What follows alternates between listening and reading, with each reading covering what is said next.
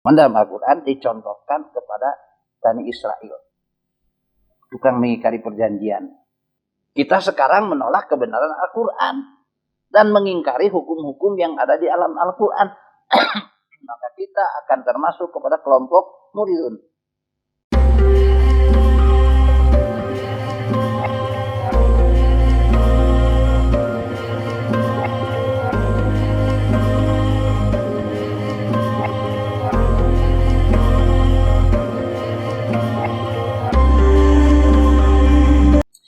Bismillahirrahmanirrahim. Assalamualaikum warahmatullahi wabarakatuh. Alhamdulillahi alamal insan ma lam ya'lam.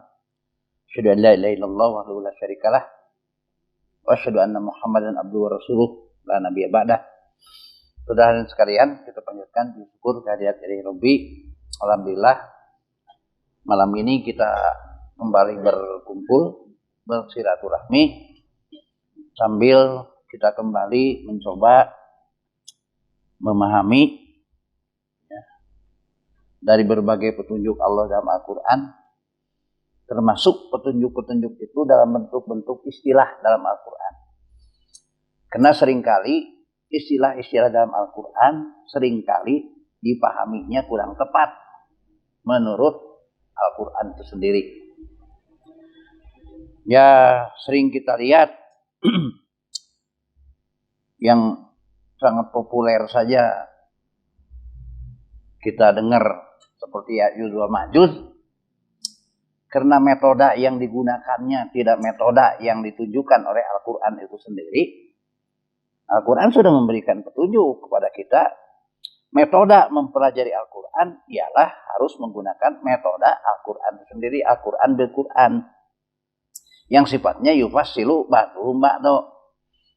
Karena Al-Quran itu hudal linas wa bayyinatin minal huda wa furqan. Al-Quran itu petunjuk bagi manusia, wa bayyinatin minal huda wa furqan.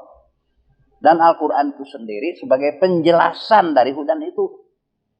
Jadi yang menjelaskan hudan itu Al-Quran sendiri. Jadi Quran itu ya luar biasa sebagai petunjuk dan juga menjelaskan apa yang dimaksud petunjuk itu. Nah, sehingga tatkala ada istilah-istilah yang ya katakanlah perlu pemikiran, penelitian, itu tidak dipahami dengan asal-asalan. Apalagi dipahami dengan ya dongeng-dongeng, cerita-cerita dan sebagainya. Ya contoh mengenai dalam Al-Quran ada istilah Ya'juj wa Ma'juj. Itu banyak sekali yang menerangkan Ya'juj wa Ma'juj yang jauh daripada apa yang dimaksud menurut Quran itu sendiri. Padahal kalau melihat dari ayat-ayat yang berbicara Ya'juj wa Ma'juj, itu kan kejadiannya yang tempo hari di Jawa Timur waktu meletus gunung apa? Gunung Semeru yang kemarin meletus itu, Jawa Timur Gunung Semeru ya. Kemarin di Jawa Timur meletus Gunung Semeru. Letusannya itu mengeluarkan lahar panas. Ya'juj wa Ma'juj diterangkan dalam Quran. Waktu Zulkarnain berangkat ke suatu daerah, suatu tempat, ada penduduk asing yang tidak saling mengerti bahasa, yang hidup di antara dua gunung. Minta kepada Zulkarnain supaya menyelamatkan mereka dari keganasan Ya'juj wa Ma'juj. Dalam surat Kahfi, kita lihat surat Kahfi. Nah, itu kunci. Penduduk yang hidup di antara dua gunung itu meminta kepada Zulkarnain diselamatkan dari keganasan Ya'juj wa Ma'juj. Sehingga mereka meminta dibikinkan ya benteng, bendungan. Diterangkan Ya'juj wa Ma'juj itu min hadabiyan silun. Nah, turun dari ketinggian merusak segala apa yang dilewatinya. Ya lihat kemarin waktu Gunung Semeru meledak, itu kan semua wilayah yang dilewati lahar, kampung-kampung tertimbun, ternak manusia tertimbun. Itu min hadabiyan silun. Jadi yang dimaksud dengan Ya'juj wa Ma'juj dalam Al-Quran itu adalah lahar yang keluar dari gunung yang meletus. Contohnya kemarin. Coba lihat di surat Al-Kahfi. Kenapa lari ke bangsa Mongol yang beda jauh waktunya, tahunnya segala macam. Ya'juj wa Ma'juj itu kan kejadiannya sebelum Masehi. Ya kan? Sebelum Masehi itu. Tentara Mongol kemarin atau zaman Abbasiyah. Jadi Ya'juj wa Ma'juj itu sebutan dari suku terasing, ya, satu suku bangsa yang hidup di antara dua gunung, sebutan kepada lahar. Itu sederhana, tidak harus digusur kemana-mana. Ya'juj wa Ma'juj itu sebutan dari suku terasing yang ada di sana kepada lahar yang selalu keluar dari gunung api yang meletus, di mana laharnya saat keluar atau turun min hadabiyan silun, merusak segala apa yang dilewatinya. Jadi turun dari ketinggian tempat yang rendah, merusak apa yang dilewatinya. Kan sederhana, kan menurut Quran, nggak berbelit-belit kemana-mana. Dongeng-dongeng, cerita-cerita disambung-sambungkan, dipaksa-paksakan. Jadi waktu kemarin Gunung Semeru meletus itu mengeluarkan Ya'juj wa Ma'juj. Begitulah kalau sekarang mengeluarkan lahar yang merusak segala apa yang dilewatinya. Jadi ya Ma'juj itu sebutan dari suku terasing yang hidup di antara dua gunung kepada lahar yang selalu menerjang kepada kampung halaman mereka.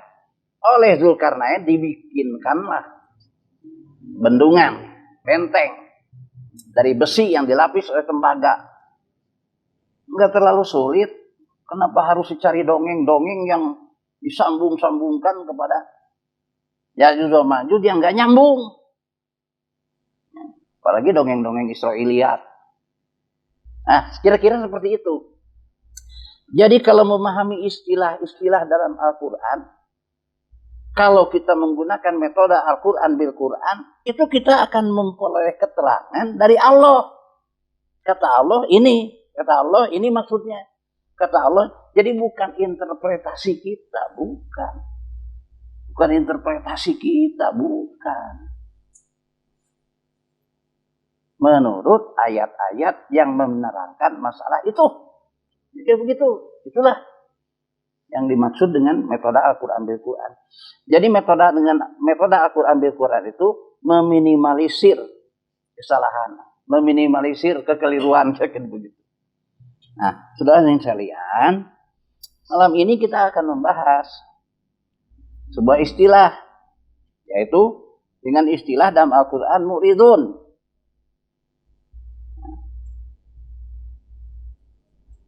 Minggu yang lalu kita membahas istilah musrifin atau musrifun. Sekarang ada istilah lagi, muridun dalam Al-Quran. Apa yang dimaksud muridun? Nah, untuk mengetahui supaya kita memahami istilah itu dengan tepat, cari ayat-ayat yang berbicara tentang istilah itu. Muridun itu. Apa ini maksud muridun? Karena suatu istilah dalam Al-Quran bisa mempunyai pengertian, beberapa pengertian. Tidak hanya satu pengertian, dua pengertian, bisa beberapa pengertian. Seperti kemarin musrifun kan berapa pengertian. Nah, begitu juga muridun. Muridun oleh Allah diistilahkan kepada berbagai persoalan yang menyangkut gitulah perilaku manusia. Salah satu contoh, coba dibuka surat Al-Baqarah ayat 83.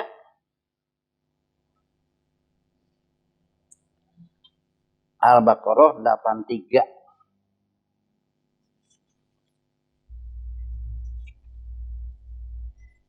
Dah ketemu? Al-Baqarah 83.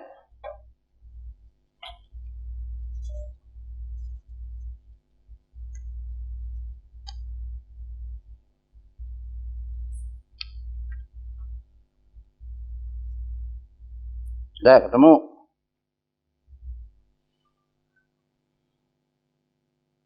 A'udzubillahi minasyaitonir rajim. Wa id akhadna mitsaqa bani Israila alla ta'buduna illallah wa bil walidaini ihsana wa dzil qurba wa yatama wa masakin wa qulu lin-nasi husna wa aqimus sholata wa atuz zakata summa tawallaitum illa qalilan minkum wa antum mu'ridun. Nah, istilah mu'ridun di sini diarahkan kepada tingkah laku Bani Israel.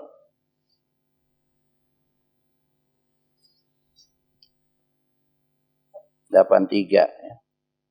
Dan ingatlah ketika kami mengambil janji dari Bani Israel. Janganlah kamu menyembah selain Allah. Dan berbuat baiklah kepada kedua orang tua, kerabat, anak-anak yatim, dan orang-orang miskin. Dan bertutur katalah yang baik kepada manusia. Laksanakan sholat, tunaikan zakat.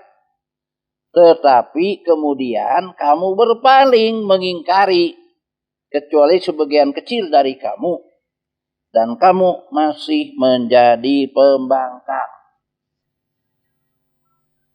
Jadi tatkala mengambil sebuah perjanjian dengan Bani Israel, ya, ketika kami mengambil perjanjian Bani Israel, supaya Bani Israel itu menyembah Allah, melaksanakan sholat, berbuat baik kepada orang tua, berbuat baik kepada, ya, kemudian fakir miskin, kemudian bertutur katalah yang baik kepada manusia. Mereka ternyata mengingkari perjanjian itu. Kecuali hanya sedikit dari mereka. Jadi di sini diterangkan dicontohkan kepada Bani Israel. Jadi Bani Israel itu tukang mengingkari perjanjian, gitulah intinya. Perjanjian dengan Allah, perjanjian Rasul. Bani Israel biasa aja diingkari perjanjian. Kayak sekarang aja Israel. Mana perjanjian-perjanjian yang ditepati dengan pihak Palestina? Gak ada. Mereka ingkari saja. Dari dulunya juga begitu.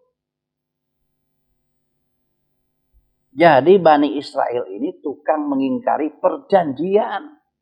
Baik perjanjian dengan Allah maupun dengan Rasul. Jadi mu'ridun itu, di sini kan, summa tawallaitum illa qalilan minkum wa antum mu'ridun. Nah, di sini. Tetapi kemudian kamu berpaling, mengingkari kecuali sebagian kecil dari kamu. Dan kamu masih menjadi pembangkang. Jadi orang yang suka mengingkari perjanjian itu disebut mu'ridun.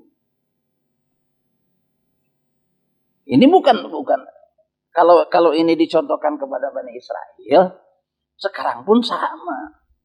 Kalau kita mengingkari perjanjian sudah disepakati, perjanjian apa saja. Kemudian kita ingkari perjanjian itu, kita masuknya kepada kategori mu'ridun.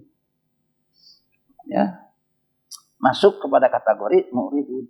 Jadi Bani Israel dulu itu contohnya Bani Israel, tingkah lakunya seperti itu. Kalau kita pun sekarang seperti mereka Bani Israel, tukang mengingkari perjanjian, atau perjanjian yang sudah disepakati kita ingkari, kita masuk kepada kelompok muridun. Gitu. Jadi muridun itu istilah kepada orang yang suka mengingkari perjanjian. Perjanjian apa saja. Perjanjian dagang, kayak perjanjian kerja. Kayak. Cuma dalam Al-Quran dicontohkan kepada Bani Israel. Tukang mengingkari perjanjian. Oleh Allah diistilahkan sebagai kelompok muridun. Nah, satu tuh. Kemudian kita lihat lagi. Apa pengertian muridun di dalam Al-Quran? Surat Ali Imran ayat 23. Surat Ali Imran ayat 23.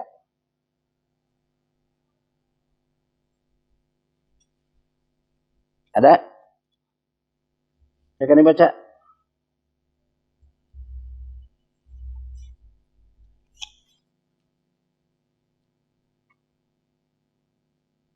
Ali Imran 23. ألم تر إلى الذين أوتوا نصيبا من الكتاب يدعون إلى كتاب الله ليحكم بينهم ثم يتولى فريق منهم وهم معرضون.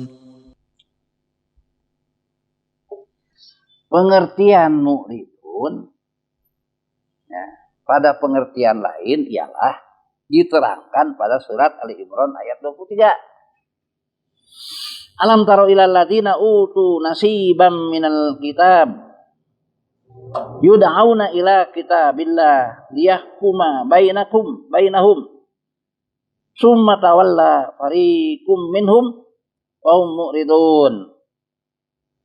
Nah, terjemahnya di sini apa? Tidaklah engkau memperhatikan orang-orang yang telah diberi bagian kitab yaitu Taurat. Mereka diajak berpegang kepada kitab Allah itu untuk memutuskan perkara. Jadi waktu itu untuk memutuskan perkara harus atas dasar kitab Taurat. Kalau kita sekarang berdasarkan kitab Al-Quran, gitulah. Di antara mereka, ya, memutuskan perkara di antara mereka. Kemudian sebagian dari mereka berpaling dan seraya menolak kebenaran. Jadi pada surat Ali Imran ayat 23, muridun itu pengertiannya ialah orang-orang yang mengingkari hukum. Ya. Orang-orang yang menolak dan mengingkari hukum. Menolak kebenaran kitab Taurat waktu itu. Kita sekarang menolak kebenaran Al-Quran dan mengingkari hukum-hukum yang ada di alam Al-Quran.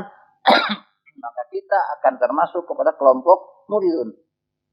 Gitu. Jadi di sini dicontohkan kepada Bani Israel dulu. Mereka tukang mengingkari, menolak kepada hukum-hukum yang ada di dalam Taurat.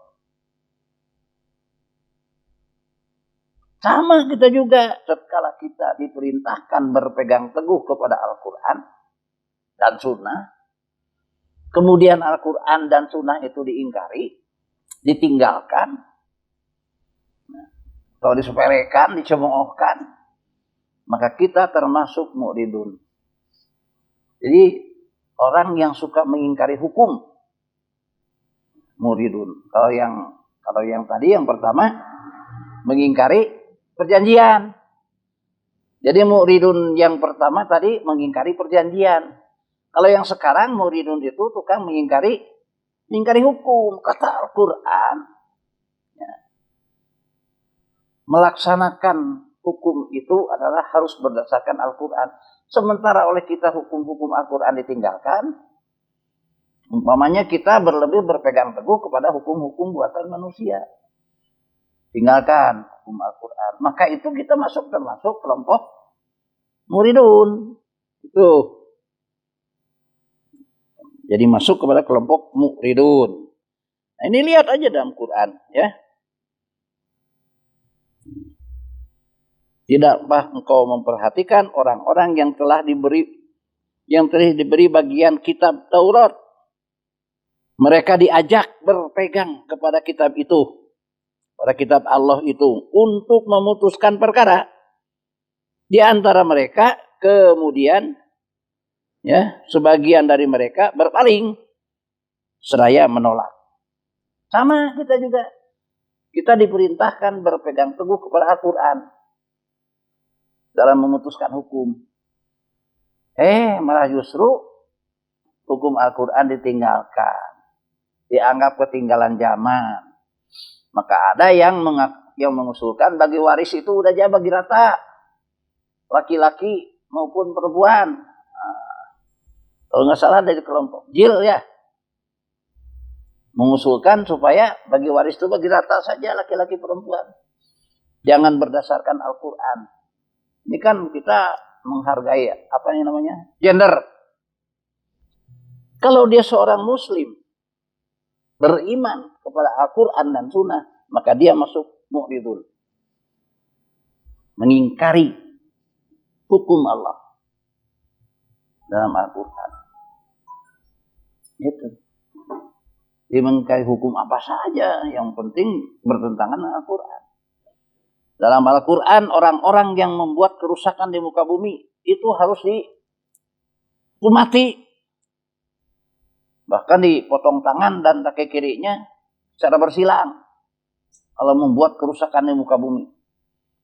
Kalau diingkari hukum itu, jelas-jelas dia sudah membuat kerusakan di muka bumi, maka kalau seorang muslim, dia telah menjadi mu'ridun, mengingkari hukum.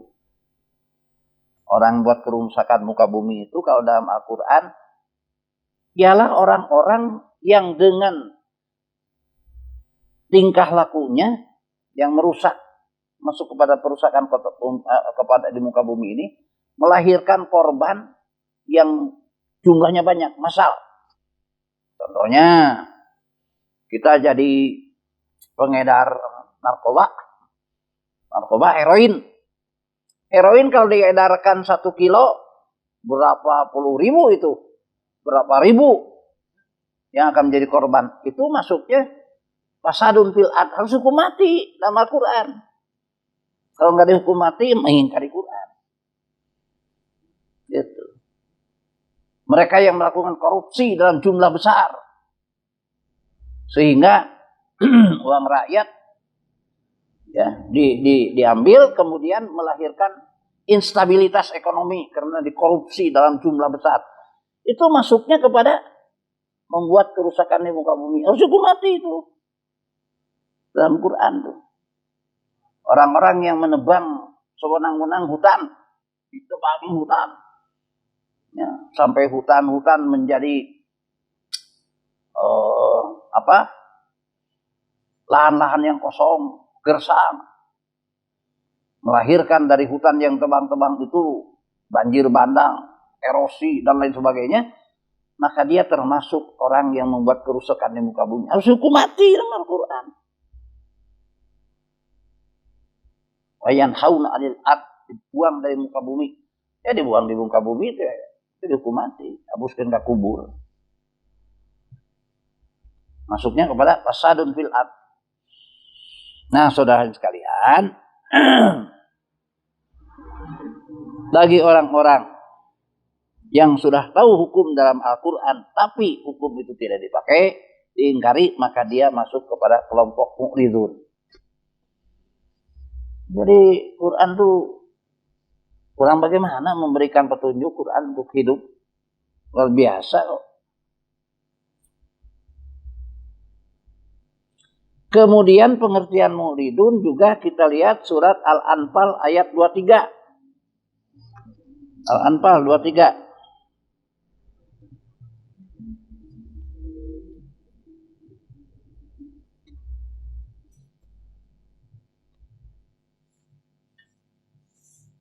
Nah, Al-Anfal 23. Silakan dibaca. Coba bacanya yang keras. Baca ber. 23. ولو علم الله فيهم خيرا لأسمعهم ولو أسمعهم لتولوا وهم معرضون.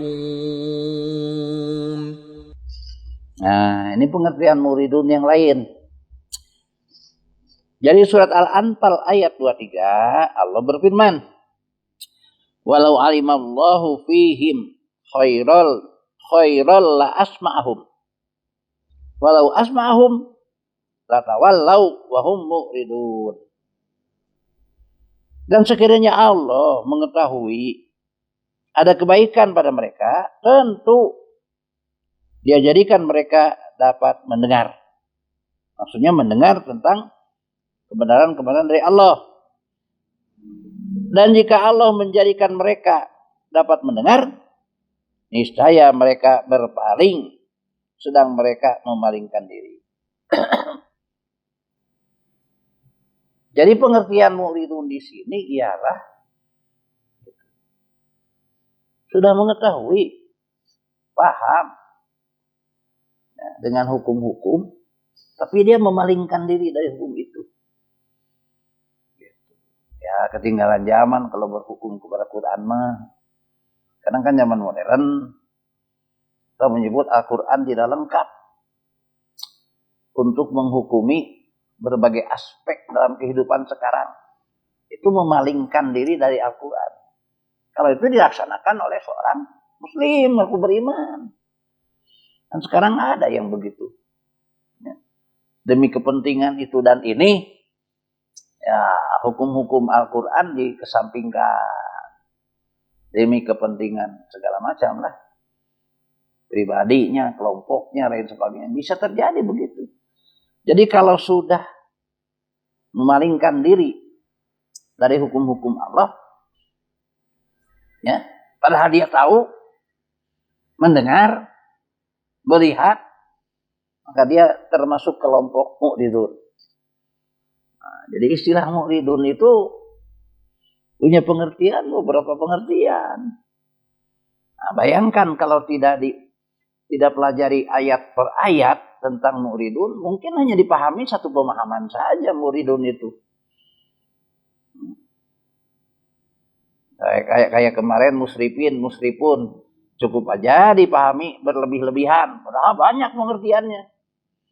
Seperti muridun sekarang, ya, mengingkari perjanjian, menolak hukum, ya, memalingkan diri dari kebenaran, itu muridun. Jadi kalau Allah mencontohkan tentang muridun itu kepada masa lalu, kelompok Bani Israel dulu, sama. Kalau kita pun seperti mereka, berarti kita juga sama masuk kepada kelompok istilah Allah ini muridun. Tuh. Al-Quran itu harus dikajinya komprehensif. Ya, Al-Quran hanya dikaji sepenggal-sepenggal. Susah, tidak akan menjadi hudan Al-Quran kalau kaji sepenggal-sepenggal. Apalagi pemahamannya lagi sudah menyimpang dari Quran. Quran hanya dikaji surat-surat tertentu, ya, pada kebutuhan tertentu, ya, dibaca bukan dikaji, dibacanya hanya malam Jumat saja. Itu menyimpang dari tujuan Quran.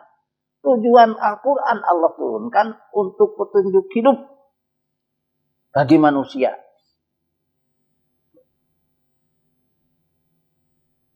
Jadi saudara hadirin sekalian, di surat Al-Anfal, mu'ridun itu ialah istilah yang dikenakan oleh Allah kepada orang yang memalingkan diri dari kebenaran. Memalingkan diri dari kebenaran. Sekarang kita lihat surat At-Taubah. Ayat 76. At-Taubah surat berapa? 9 ya?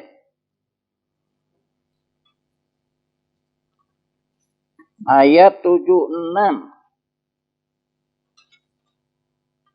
Nah, silakan dibaca.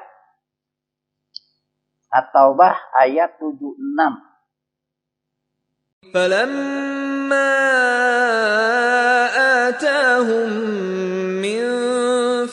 فضله بخلوا به وتولوا وهم معرضون. Ya, 76. Ketika Allah memberikan kepada mereka sebagian dari karunia-Nya, mereka menjadi kikir dan berpaling dan selalu menentang kebenaran. Jadi pengertian pada surat At-Taubah tentang mu'ridun ialah kufur nikmat. Jadi Allah sudah beri segala bentuk kenikmatan, anugerahnya, tapi kita malah berpaling. Kita tidak mensyukurinya. Gitu. Orang yang kufur nikmat itu termasuk orang yang muridun. Jadi kufur nikmat terhadap anugerah dari Allah. Kita diberikan kesehatan, kita diberikan kemampuan, akal yang sehat. Tapi tidak dipakai untuk mengabdi kepada Allah, maka dia itu kufur nikmat. Tuh. Jadi hati-hati. Mu'ridun ini bisa juga terkena kepada kita sekalian tatkala kita seperti apa yang digambarkan dalam Al-Qur'an. Jadi di surat At-Taubah ayat 76, mu'ridun itu dianggap sebagai kufur nikmat, yaitu orang yang melakukan kufur nikmat terhadap anugerah Allah. Sekarang kita lihat surat Yusuf ayat 105.